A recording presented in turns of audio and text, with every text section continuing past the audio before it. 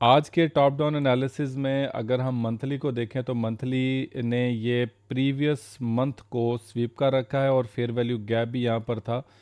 तो ये वाला एक फेयर वैल्यू गैप का एरिया भी था मंथ का, मार्केट ने उसको भी स्वीप किया और कैंडल की जो क्लोजिंग है वो प्रीवियस कैंडल के ऊपर दी। लेकिन यहाँ पर एक ट्विस्ट है, वो ट्विस्ट ये है कि इसी रेड कैंडल ने प्रीवियस मंथ के हाई को भी ब्रेक कर दिया और लो को भी ब्रेक कर दिया।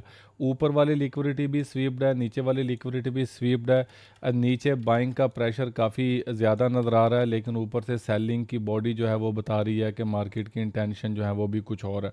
तो मंथली जो है मेरे हिसाब से अभी इतना क्लियर नहीं है। मंथली बायर्स और सेलर्स दोनों को ही कंफ्यूज करने के चक्कर में है, ना ये ऊपर की तरफ अभी इंटेंशन दिखा रहा है ना नीचे की तरफ की। लेकिन ज़्यादा देखा जाए तो चूंकि मार्केट ने लिक्विडिटी स्वीप किया तो मैं ये समझता था कि मार्केट नीचे आएगी, यहाँ पर कोई ना कोई पीओआई को टैप करेगी, फिर ऊपर जाएगी, फिर यहाँ पर किसी ना किसी पीओआई को टैप करेगी, फिर नीचे की तरफ आएगी। कुछ इस तरह का सिलसिला जो है वो चल सकता है और इसके अंदर जो फंडामेंटल्स हैं वो आपके काफ़ी ज़्यादा रोल प्ले कर सकते हैं कि उन्होंने करना क्या।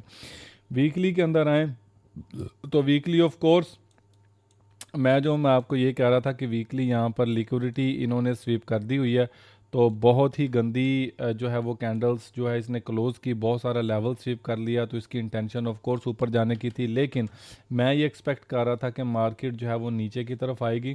यहाँ पे कोई ना कोई आपके पीओवाइज होंगे, उसको लेकर फिर इंटरनल लिक्विडिटी की तरफ जाएगी। लेकिन खैर अभी भी मामला जो है वो अच्छे हैं। अब देखें कि मार्केट एक एक्सटर्नल लिक्विडिटी लेने के बाद इंटरनल लिक्विडिटी की तरफ आई है। तो वीकली अभी चल रहा है, वीकली अभी 2-3 दिन और चलेगा। ये दूसरा दिन है, वीकली अपना बुलिश मोमेंटम जो है उसने रखा हुआ है। लेकिन याद रखें कि ये वीक अगर बुलिश में क्लोज हो गया और इस फेयर वैल्यू गैप के अंदर कैंडल क्लोज कर दी तो मेरे भाई सिनेरियो बुलिश हो जाएगा। फिर हम देखेंगे कि मार्केट हमें 5,000 के करीब जाके कोई ना कोई हमें एक रिट्रेसमेंट जो है वो दे सकती है। लेकिन अगर इसने ये वाला लेवल जो है 4600 कह दिया, यहाँ से ऊपर अगर वीकली ने अपनी कोई भी कैंडल क्लोज कर दी तो फिर ये नीचे की तरफ आएगी, यहाँ पे कोई ना कोई पीओआई लेगी और फिर इसका जो कम अज़ कम जो टारगेट होगा वो फिर ये वाला स्विंग हाई होना। ये बात मैं भी आपको बता रहा हूँ, लेकिन अभी 3 दिन फैसला करेंगे कि वीकली नेक्स्ट किधर मूव करेगा। लेकिन फ़िलहाल अभी वीकली बाय ही था। तो लेकिन मैं एक्सपेक्ट कर रहा था कि मार्केट जो है वो नीचे आएगी, लेकिन मार्केट नीचे नहीं आई। खैर जितने भी मामलात होते हैं वो हमारी तवक्का के मुताबिक नहीं भी हुआ करते, सो इसीलिए हम अपना रिस्क और मनी मैनेजर रखते हैं और ट्रेड जो है एविडेंसेस की बेस पे एग्जीक्यूट जो है वो किया करते हैं। यहाँ पर मार्केट अपने जो है वो डेली का एक जो फेयर वैल्यू गैप है अब वहाँ पर आ चुकी हुई है और यहाँ पर मार्केट अपना उसको टैप भी करेगी। मेरे लिए ये पूरा area fair value gap mark करना ज़रूरी है, क्योंकि ये एक 50% एरिया बनता है फेयर वैल्यू गैप का। तो ये भी एक काफ़ी अच्छी कहानी बताते हैं। और दूसरा ये कि on the other hand market ने अगर यहाँ पर हमें एक इम्बैलेंस मार्केट ने यहाँ पे शो किया है, वॉल्यूम इम्बैलेंस, तो ये भी इंडिकेशन करता है कि मार्केट जो है उसने फर्दर जाना अप ही है। और वो ऑफ कोर्स जो है वो अभी 4735 के एरिए तक वो अभी जाएगी और इसको जाना भी चाहिए। यहाँ पर लिक्विडिटी लेगी, फिर उसके बाद नीचे की तरफ वो आएगी। तो नो डाउट ये ब्रेक अवे एक गैप है, लेकिन ब्रेक अवे गैप है तो सही। यहाँ पर मार्केट जो है नीचे से भी एक बाय का मामला जो है ना वो बना रही है और बाय का गैप बन गया तो फिर मैं समझता हूँ कि मार्केट डेली के अंदर अपना कोई पीओआई लेने के लिए जा रही है। और जो पीओआई फिर मेरे हिसाब से जो मुझे समझ आ रहा है वो फिर ये वाला लेवल है। फिर 4972 के एरिया से पहले मार्केट शायद ब्रेक नहीं लगाएगी अगर ये वाला एक गैप बन जाता है तो। लेट्स सी कि मार्केट करती क्या है। और अब बाकी जो है वो चीज़ें ऑफ कोर्स फॉर श्योर जो है वो हमें नज़र आएंगी। हम लोअर टाइम फ्रेम के अंदर जाके अपनी इसको ट्रेड को फाइंड करने की हम करते हैं कोशिश। अब मुझे जो है वो डेली का एक थोड़ा सा वो कर लेने दें, फेयर वैल्यू गैप टैप कर लेने दें। फेयर वैल्यू गैप का एरिया है यहाँ पे डेली का, और मैं देखूँ कि यहाँ पे जो 50% है बनता वो एक लाइन ये बनती है, ऑलमोस्ट लाइन ये बनती है, लेकिन मुझे चाहिए टू बी एग्जैक्ट। तो मैं इसको यहाँ पे लगाना पसंद करूँगा, क्योंकि मैं ये नहीं चाहता कि मुझे किसी किस्म की कोई कन्फ्यूजन रहे। मैं जाना चाहता हूँ 100%, ताकि मुझे अपना नेक्स्ट ट्रेड को भी प्लान करना है। ठीक है, तो आप हर जो है वो जो आप अपनी मर्ज़ी से कर सकते हैं।